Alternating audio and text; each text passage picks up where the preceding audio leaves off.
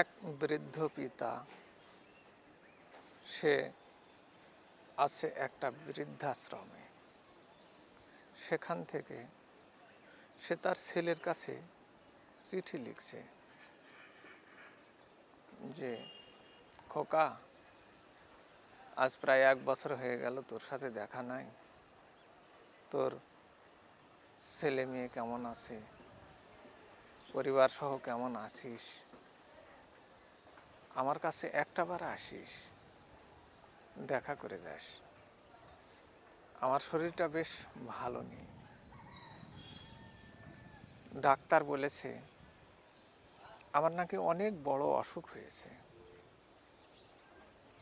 কিন্তু কথা হলো, আমার একটা কথা বারবার মনে পড়ছে রে খোকা, যে তুই যখন ছোট ছিলি তখন তুই একটা ইলিশ মাছ আমার কাছে খেতে চেয়েছিলিস, কিন্তু আমার কাছে টাকা না থাকার কারণে আমি তোকে ইলিশ মাছটা খাওয়াতে পেরেছিলাম না।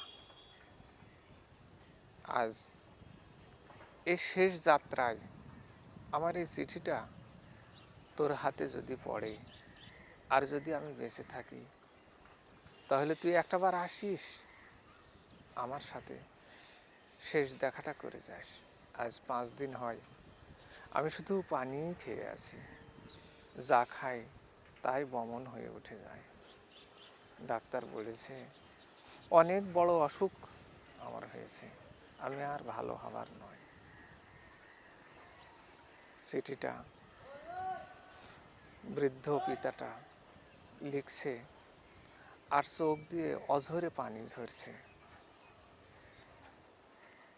পিতা হিসাবে তার জীবনের সমস্ত জমে রাখা কষ্ট এই চিঠির মাধ্যমে শেষ মৃত্যুশয্যায় সে পড়ে থাকছে আর চিঠিটা লিখছে। বলছে যে আমি সেই ইলিশ মাছটা তোকে খাওয়াতে পারিনি, কিন্তু আজ একটা বড় ইলিশ মাছ কেনার টাকাটা আমার কাছে আছে, এ টাকাটা নিয়ে যাস।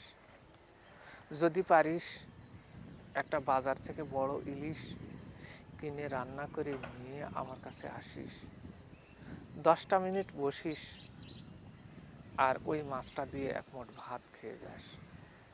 অবশ্য সাথে আরও 3000 টাকা আমি রেখে যাচ্ছি। বৌমা বলেছে যে তোর নাকি 10 মিনিট সময়ের দাম প্রায় 3000 টাকা। আমি তোকে লস লাগাতে চাইনি, কিন্তু শেষ দেখাটা দেখাও হবে, আবার আমার শেষ মনের ইচ্ছাটাও পূরণ হবে। খোকা, তুই আসিস, আমার কাছে পাশে বসে একটা ইলিশ মাছ দিয়ে পেট পুরে ভাত খেয়ে যাস। আমি যেন দৃশ্যটা দেখে দুনিয়া ছেড়ে যেতে পারি, তাহলে হয়তো ভালো লাগবে রে খোকা। এই কথাটা শুনে কার না খারাপ লাগবে।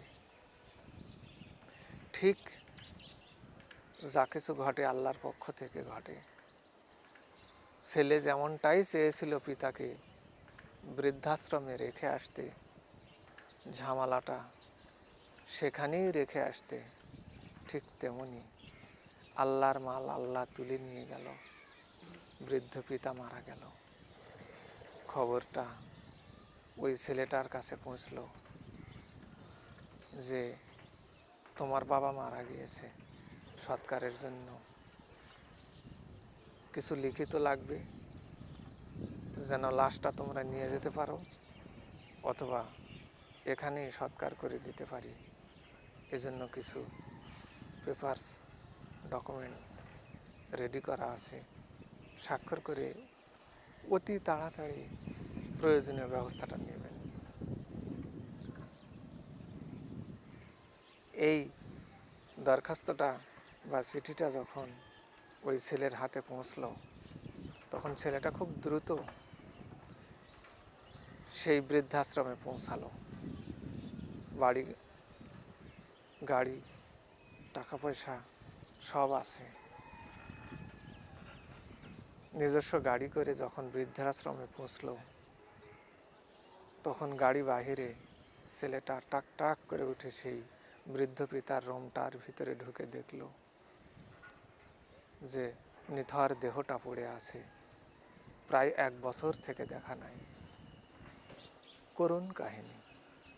ছেলেটার ভিতরের পরিবর্তন ঘটতে না ঘটতেই চোখে পড়ল বৃদ্ধ পিতার হাতের লেখা সেই চিঠিটা, ডান হাতেই মুষ্টিবদ্ধ করা। চিঠিটা নিল এবং পড়ে দেখে ছেলেটার ভিতরে কীরকম পরিবর্তন ঘটল, কীরকম মন মানসিকতার সৃষ্টি হলো, আসলে সেটা বোঝানোর কোনো ভাষা আমার জানা নাই। আমি জাস্ট গল্পটা উপস্থাপন করছি মাত্র। এরকম ঘটনা আমাদের সমাজে প্রায়ই ঘটে। পিতামাতার প্রতি আমরা অবহেলা করি, অবহেলার দৃষ্টিতে দেখি, তাদেরকে বৃদ্ধাশ্রমে পাঠানোর চেষ্টা করি, যেন বৃদ্ধাশ্রমই পিতামাতার শেষ বয়সের সেই ঝামেলাগুলা পোহায়। কিন্তু আসলেই তা না। ইসলাম সেই শিক্ষা দেয় না। ইসলাম শিক্ষা দেয় যে পিতামাতার শেষ পর্যন্ত সেবা শুশ্রূষা করো, ঠিক তেমনইভাবে সেবা শুশ্রূষা করো যেমনইভাবে তারা তোমাকে শৈশবকালে লালন পালন করেছে। রাব্বির হামহুমা কামা রাব্বায়ানি সাগীরা। আল্লাহ মানুষকে পথ দেখিয়েছেন, পিতামাতার মাধ্যমে পৃথিবীতে আনছেন। গল্পটা এখানেই শেষ। এর শিক্ষণীয় বিষয় আমার ফেসবুক বন্ধুরা যেন নিজ থেকেই নিজের বিশ্লেষণেই নিয়ে আসেন এবং মেনে চলার চেষ্টা করেন। আসসালামু আলাইকুম।